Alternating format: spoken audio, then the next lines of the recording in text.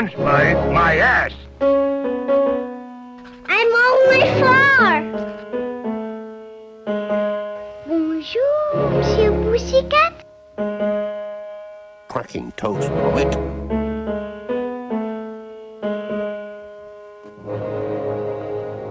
Start spreading the news. Hello, everyone, and welcome to the short podcast about short films. I am your host, and we are discussing the Academy Award for Best Animated Short.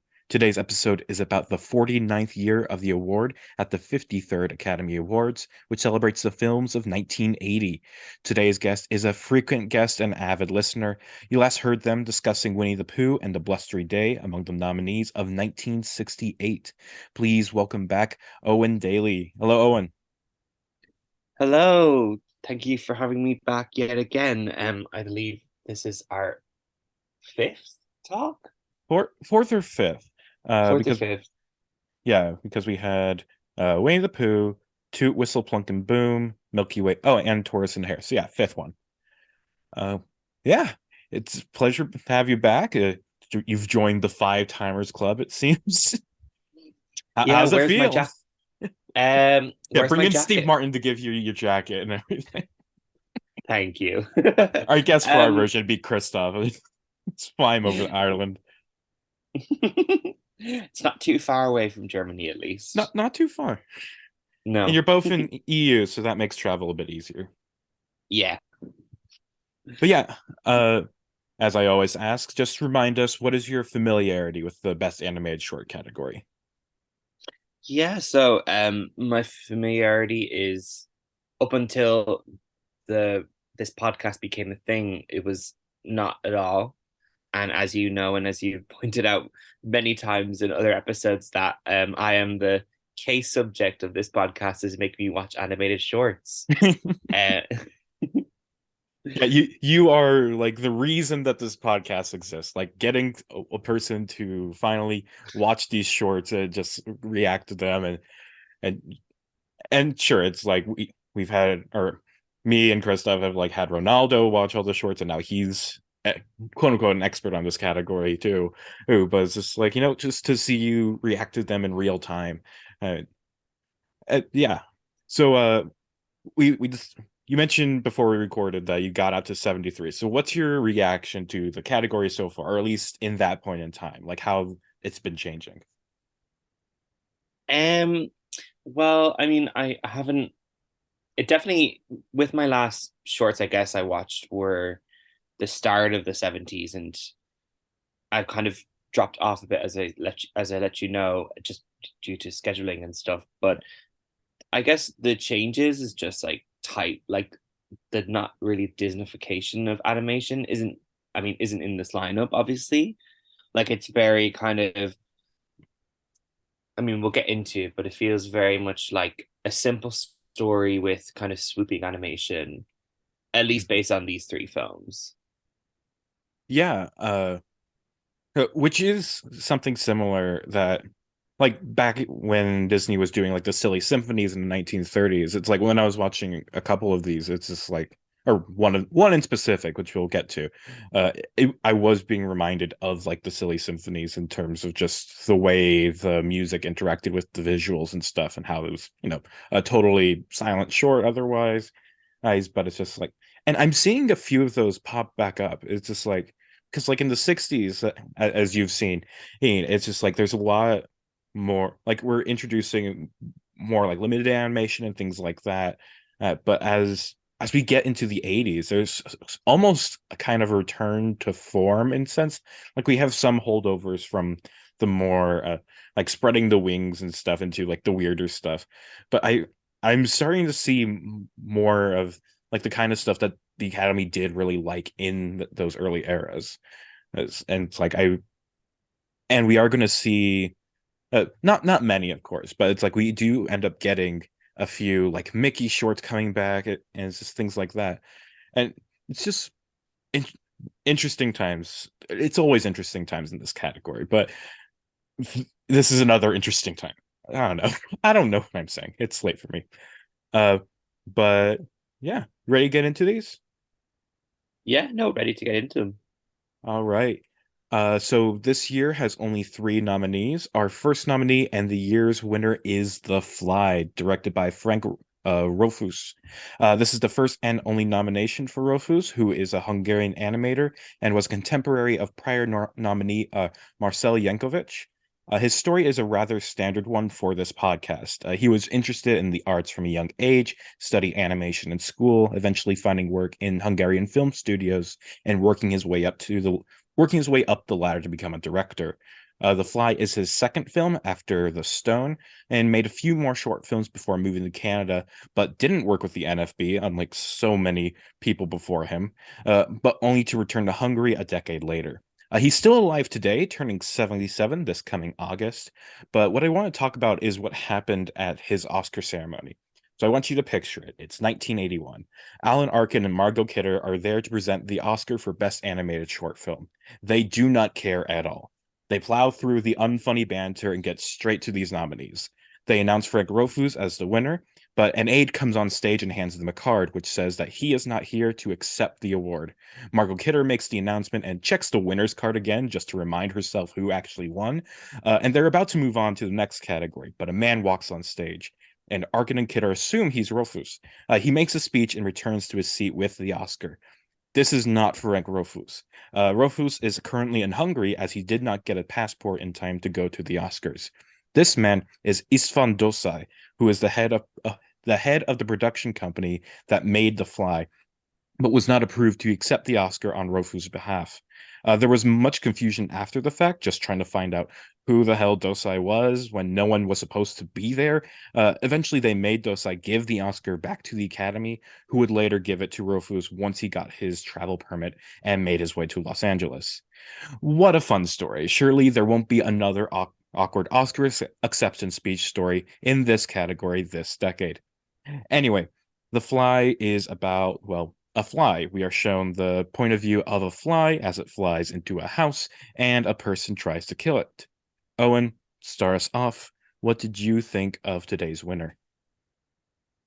I mean, the plot description you give it is basically the entire thing. It's the POV of a fly flying around with all the kind of oddities in the animation, in terms of quickness of it and the kind of um not stillness of the camera. I mean, it was fine. It wasn't anything amazing, I would say. I don't think it's I mean, it's definitely not the greatest fly titled film for sure. Um Yeah, there's a few like feature length films that like that might contend for that title. yeah. It was, I mean, it was a very simple conceit and it was done well, I guess, but I can't I can't make up any passion for it. Mhm. I definitely get that. When I watched the short for the first time, I think I was in a similar boat where it's just like, oh yeah, it's just a fly. Watch the fly around. It's 3 minutes long, so it's like it's not much time to really build anything. It's just the fly goes through the forest, goes into a house, then some you hear like footsteps and things like that, and it tries to swat it. Eventually does and puts it in like one of those little like bug cases is that you see some people have. Uh, but on this watch, I found myself to be a lot more into it than I was before. Like in like the first portion of the film where we are just kind of like where nothing is really happening. It's just the fly flying around. I found myself, it's like, oh yeah, this is what I remember. But once the person who's like trying to kill the fly comes in, I found myself like really putting myself into that position where it's just like, oh shit, this becomes almost like a horror movie for me. And I think the fact that like there is no music or anything, it is just like the sound of being a fly and like the different like footsteps and like the swatting noise. It's like it really put me on edge while I was watching it. And it's just like it really it really kind of affected me. Like I'm not sure why like this watch specifically like did that, like why I didn't see it in that first watch. But yeah, I like this a lot more than I did before, or which is weird. And also, the animation itself is just really impressive, I think. It's just like it is hard to do these kind of like first person kind of shots where it's like it's really hard to make those like angles and the movement look really nice. And I think the animation here just really excels at doing what it's trying to do. It's like making you feel inside that first person perspective. And it, even though it is very simple, even though it is very short, or it is like it does a very, very good job at what it does. It's like part of me wants to ask for more, but it's just like I feel like it's the exact length it should be. And it's like I still don't think this is like the greatest short ever or anything. It's just like, but this is, I think, a solid winner in this category. Yeah, it's again, I just can't say much other than like it was not thank I mean, I was grateful it wasn't um longer because I think it was long enough to tell this story of a fly. Mhm. Yeah. Uh it feels like this might sound like a weird comparison, but I just thought of like the critic just now. It's just like because that's another winner in this category that's also only 3 minutes long. It's essentially just one conceit. And like in the critic, it's just, oh, it's a man complaining about this artsy fartsy animated film. And so it's just like, yeah, okay, we get it. And it's funny for the time it lasts, but it's just like just as it's about to come to an end, it starts to drag a little bit long, but that's exactly when it ends. And so it's just like, okay, it's perfectly paced. If it was any longer, it would just start to drag down the quality of the film. So it's a very good thing. It is what it is. Hmm. Yeah. I guess we don't have much to say about this one. It, like the I mean, it, yeah, we've talked for how long the short is. true. It basically the short flies through this house and then he meets a very violent death, I will say. Yeah, And that sound effect of the stick going through the fly was not something I was knowing I I, needed to experience. It didn't really, but it happened, and the fly, I guess, will live its life as a display. exactly. Yeah, like the shot where it like falls to the ground and stuff is like it is shocking to like not like disturbing, I guess, but it's surprising. It's just like it makes you jump a bit. Like all the like hits or whatever, it's like they made me jump at least. It, do you have any thoughts on the story about the Oscar ceremony and the when I that I said in the intro just to get some more Uh, conversation in there?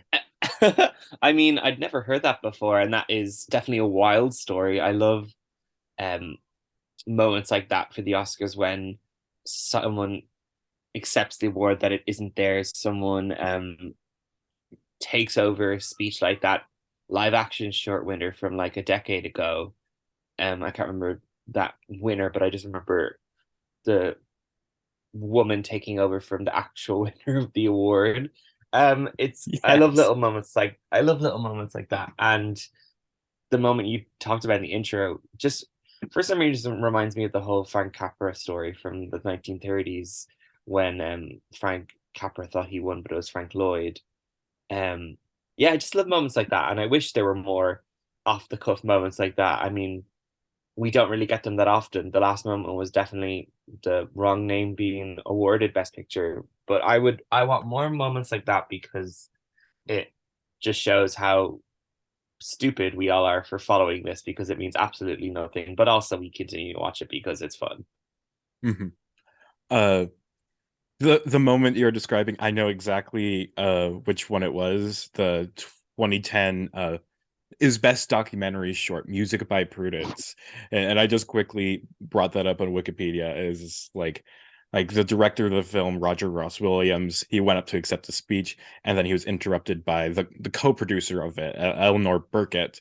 And I was just like, and it's just they apparently behind the scenes it's just like they weren't really on good terms anyway. It's just like through the production of the film it's just like they kind of drifted apart, and it just kind of came to a head at that Oscar ceremony where she just took over in front of him as he was like doing the speech or whatever. It's a really it's it's just the kind of moments that us Oscar buffs just live for. Just There's the little weird bits that just kind of that always stick in your mind, you know? Yeah, and that's why they should always keep awarding the short Oscars on the ceremony, because it leads to moments like that, or this that you talked about with The Fly, or even with this past year's ceremony where the whole of the auditorium sang happy birthday to the subject of the live action short An Irish Goodbye. Yes.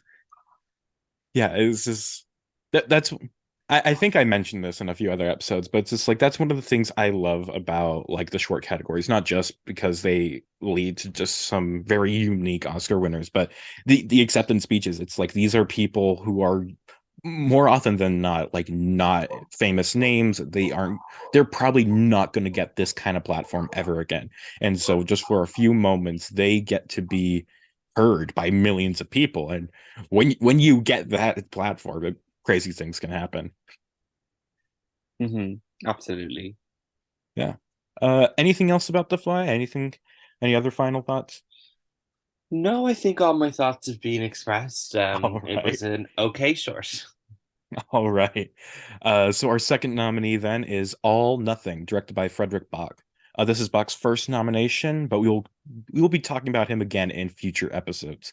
Bach was born in Germany in 1924, moving to France by the time World War II started, and eventually moved to Canada after the war ended to join his former pen pal and future wife, Guylaine Paquin. And from this moment on, he is a Canadian first and foremost.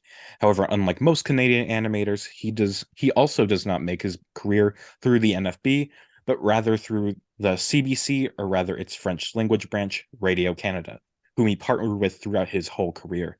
Bach says the main reason he stayed with Radio Canada was because of Hubert Tyson, who personally oversaw the development of an animation branch of the company to offer Canadians another option for animation outside of the NFB. Bach's career is often influenced by environmentalism and animal rights activism, making many films about nature and its wonders and how we need to preserve it. And fittingly, Frederick Bach also has a park named after him, with its website touting its dedication to sustainable development. This man has so much I could be saying about him, yet I find it all so insurmountable to summarize. He has this now defunct website, and on it is an autobiography. I mean, and it's just endless pages of every detail of his life, from growing up to his work as an illustrator, painter, filmmaker, his activism, random stories like how he got an eye injury while going to LA for this year's Oscars. It's mind-blowing. In the next episode, I'll focus in on his development as a filmmaker, but for now, I'll just move on to the film at hand. All Nothing, which was first broadcast on television in 1978, yet this passed by the Academy's rules against films being aired on television prior to an Oscar nomination. It tells a creation myth. The god creates nature and the animals of the land, air, and sea, and then creates two humans. When the humans seem interested in the fish, he makes them like fish and can swim through the sea. But soon they grow tired and ask if they can be like the bears. So God grants their wish, only for them to ask to be like the birds. When they plummet to the ground, God reverts them back to their original form. Then a bloodlust is incited in the humans as they go out and kill animals, fashioning them into garments, and kill God in the process. Their excess grows and grows as they desire more and more and kill more and more, only to destroy the world they were given.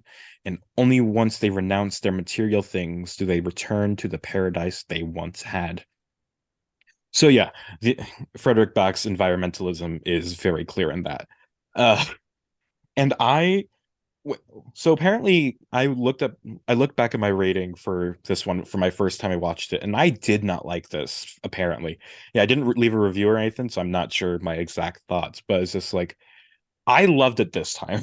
And I have no idea why I did not like it.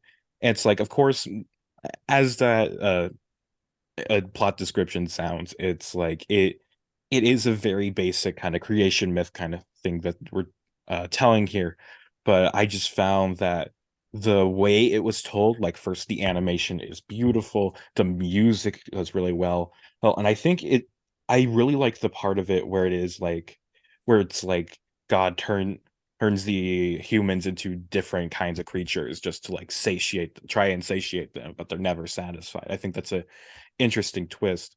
Yes, and it's just like I don't know. I just was really moved by it.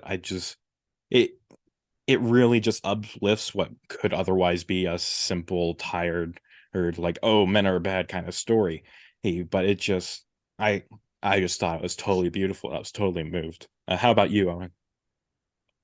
Yeah, I this was obviously it's the longest of the shorts.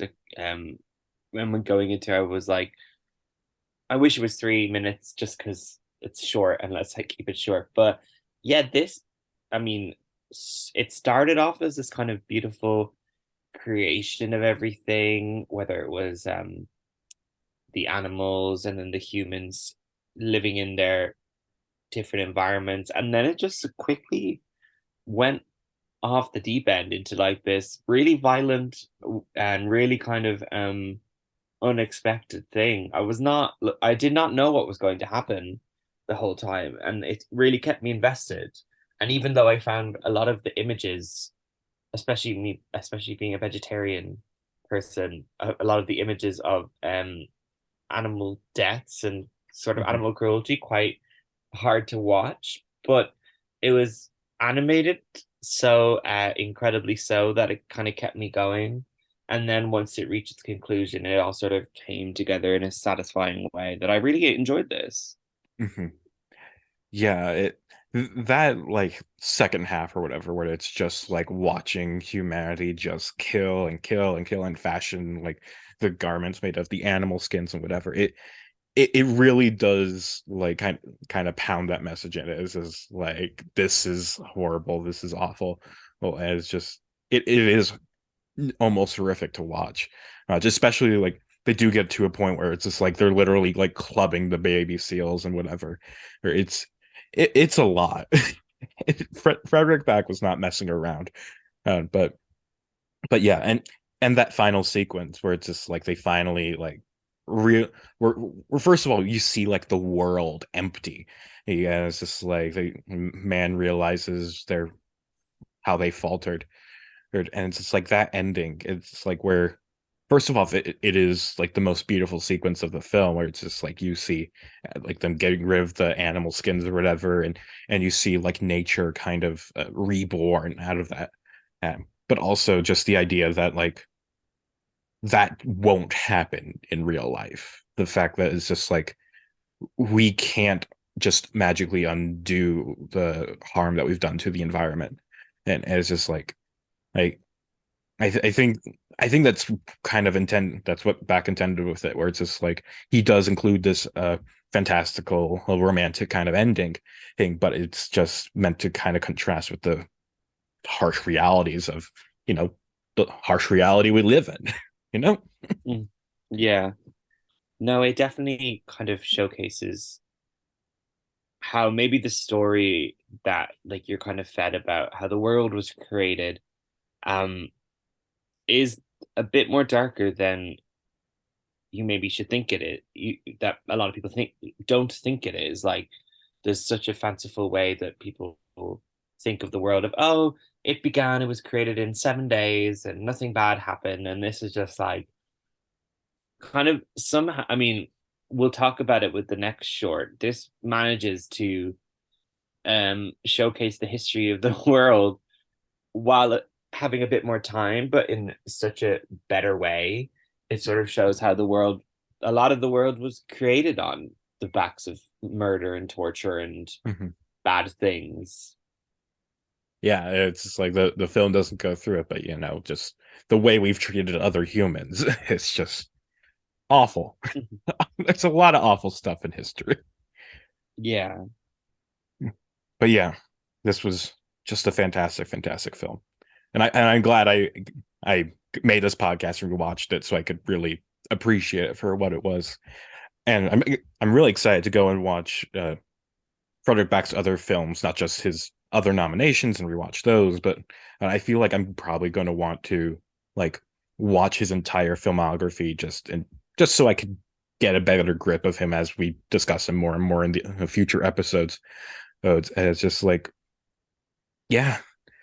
Yeah, and from what I'm reading and from what I remember of his other films, it's just like it's literally his environmentalism. It's just like it's literally part of every single film. Like people describe him first as an animator, but he's really an activist first. And it's really admirable too. No, absolutely. So I I have not watched any of Bach's films before, but I mean, I'm sure I'll get to them when I eventually catch up on his nominations. But it definitely makes me want to seek out his work because the something about the animation feels so kind of particular, and how it's used to tell the story here is really intriguing and makes me want to kind of seek out what else he's done because I mean, it has to be good if this is quite impressive. Hmm.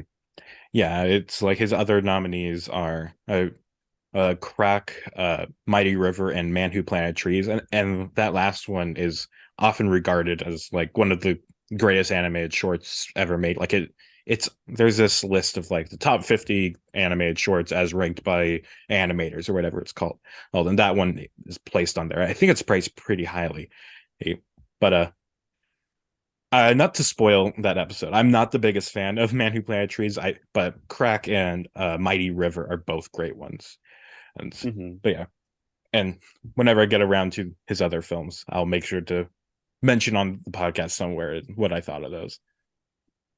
But yeah, anything else you'd like to say about All Nothing? No, I think it was very happy to watch it because it definitely impressed me more than I was expecting it to. Mhm. All right. Well, then we'll move on to our third and final nominee, which is History of the World in 3 Minutes Flat, directed by Michael Mills. This is the second and final nomination for Mills, previously being nominated for Evolution in 1971, though losing to Crunchbird. Mike seems to have a thing for large concepts as the last film went through the evolution of life, while this one, as the title suggests, covers the whole history of the world. When we were last talking about Mills, he was operating under the arms of NFB, but this time he has spread his wings and taken the next step of his Oscar nominee journey and formed his own production studio. This episode is turning out really anti-NFB. Two men who worked in the Canadian animation for an extended period of time, yet never directed anything for NFB, and one man who used to work there and left. And this is right after NFB won 3 Oscars in a row, too. Personally, I think this is very funny, but maybe NFB gets the last laugh because there isn't much else I can find about Michael Mills. His studio produces some other films, including a future Oscar winner, though Mills himself gets no credit for that win, as well as some animated segments for Canadian television. And I can't find anything about Mills after that. Now, that's partially because Michael Mills is a very common name, but there is just also not much info out there. All biographies I find end with this very Oscar nomination. However, we do know he is alive. He turned 81 this past January. So congrats to him, and we'll go on to the film at hand. History of the World in 3 Minutes Flat shows exactly that, though perhaps the word history should be in quotes. It starts with Adam and Eve and some other Bible stories before moving on to the Greeks and Romans through the Dark Ages, French Revolution, Victorian era, and eventually ending up at the modern day of war and bickering, ending with a brief song and dance. Owen, what did you think of our final nominee? Um, yeah, so this was not a great way to end these shorts because I did not enjoy any of this. Yeah, this is a very one, it's very simplistic as something that openly touts the fact that it's 3 minutes is bound to be. It's just a short that tries to throw various tiny half-thought jokes at you, just like about different points in history, and it's just barely anything sticks. I think there was one joke I liked, which was it was during the French Revolution scene, and like it has the guillotine going up and down, and it's like there's a guy on the other side who's collecting all the hats of the people, I guess. And the last one he gets is a hat that matches his own, and he looks a bit shocked at it. And it's just like I like that. That's like a not to say a smart joke, but smarter than anything else in this. And it's just I thought it was a good bit. Uh, Nothing else in this is a good bit. Yeah, I can't even point to any of the bits that even entertained me at all. It was just it felt so flat. I mean, flat being the last word of the title is very um a good way to describe the whole Yeah, film for me. the flat history of the world in 3 minutes. Yeah. It Uh, just it just was like even the animation was just nothing to write home about. It was nothing new was done with the animation. I feel like I've seen other films like this, like in terms of animation style, which is fine. But if there was an interesting story to be told, then I would be more forgiving. mhm. Yeah. Although I don't hate this as much as not only you, but like I see other reviews on Chris stuff like really uh, tout this as one of the worst nominees. But I just think it's a bit harmless in its terribleness. Like it's not funny at all, but at the same time, it's just like I wasn't bored or anything, I don't think. It's just like it just goes so quickly that it's just like, okay, that's it. That's just what this is. And it's just like there's a lot more things that are actively bad. And it's just like this is bad, but there's a lot worse out there. Yeah, yeah, I can get that. I mean, I don't necessarily like hate it in terms of like it is bad for the world. I just don't enjoy it, and I I'd rather something I'd rather me hate something so much that I want to keep talking about it, whereas this I just don't enjoy it and have nothing more to say about it. True, yeah. It's just a very light experience. Like it's very like it goes in one eye and out the other pretty much. Yeah. Yeah. Oh, so is that all we could say about it? Um, I try to think I, of other things, but I I mean, there's nothing. I feel like there's nothing else I can say about it. I mean, yeah, no, I can't even think of anything. it's just empty. It's just, and that also shows with like the animation and stuff. Like it is a very much like there's barely any backgrounds, barely any props or anything. It's just the basic character designs and occasionally a relevant prop is in the scene. Yeah, it's just Mm, so and such an empty experience. yeah, and and definitely the worst of the three creation stories that we get in here that we get in this category in this year and the next year because there's this one there's of course all nothing and then we next year we have a film simply called The Creation by Will Vinton and not to spoil that episode at all but The Creation is much better than this. Is it as good as All Nothing? Who's to say? That leave that for next episode. But yeah, not good.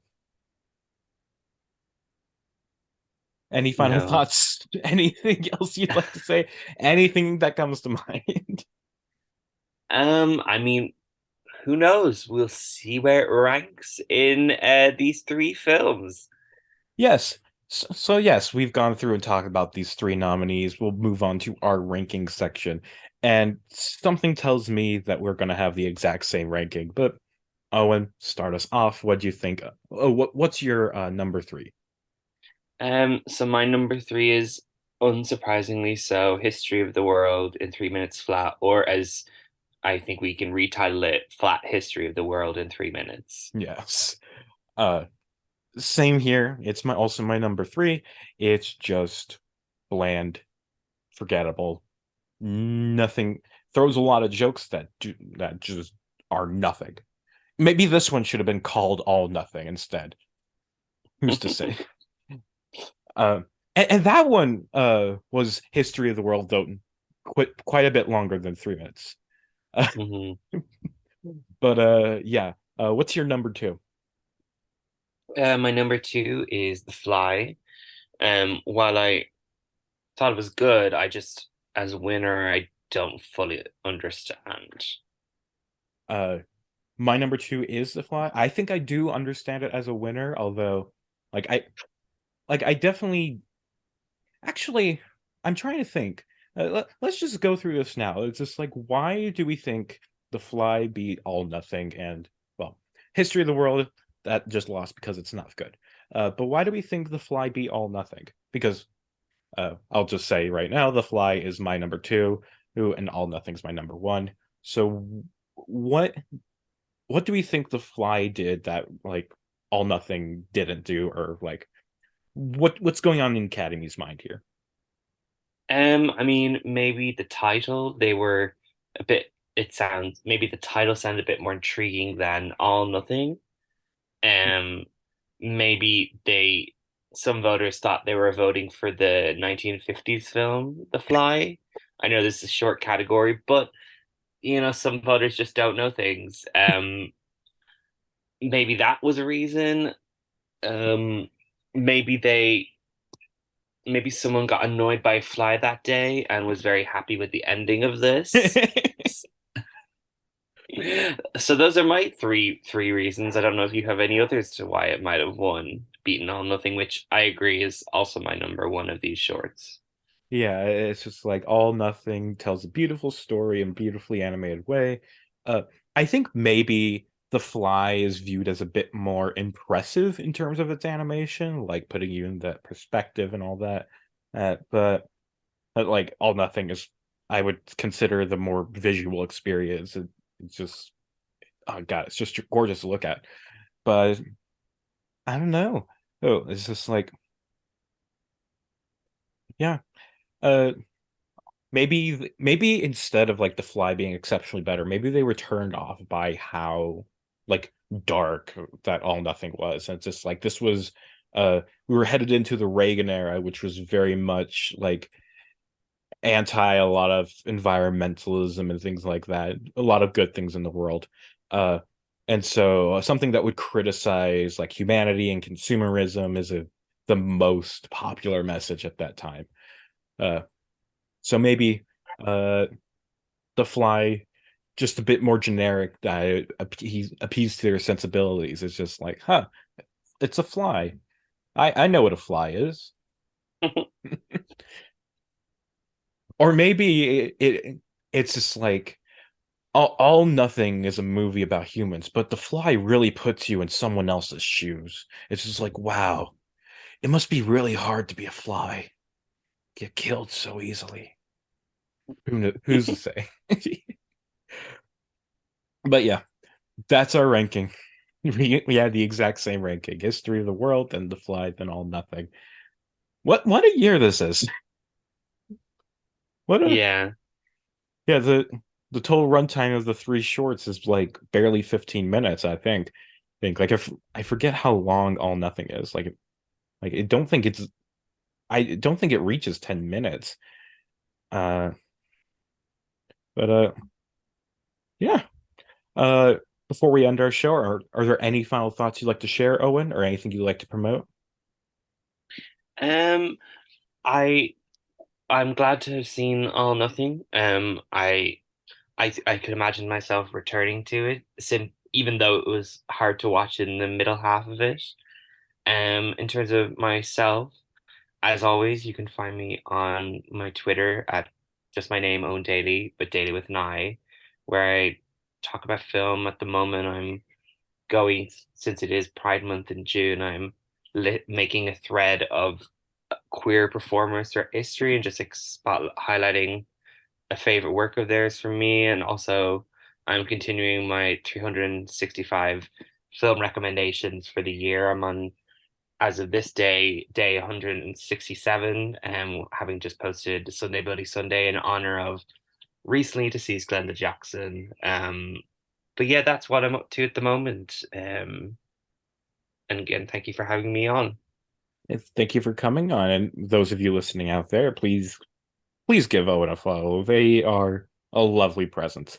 I follow some of their film recommendations. It's a lot of great stuff in there.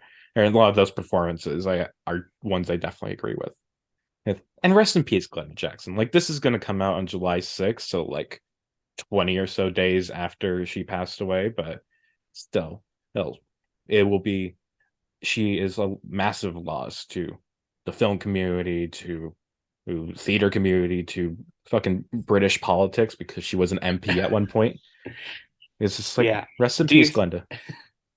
Yeah, and everybody do yourself a favor, and if you've not watched it, watch the clip of Glenda Jackson tearing into Margaret Thatcher after her death.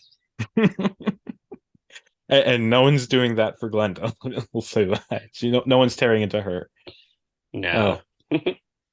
But yeah, thank you, Owen, for coming on the show, and thank you, listener, for tuning in. This has been the Short Podcast about short films. Until next time, goodbye.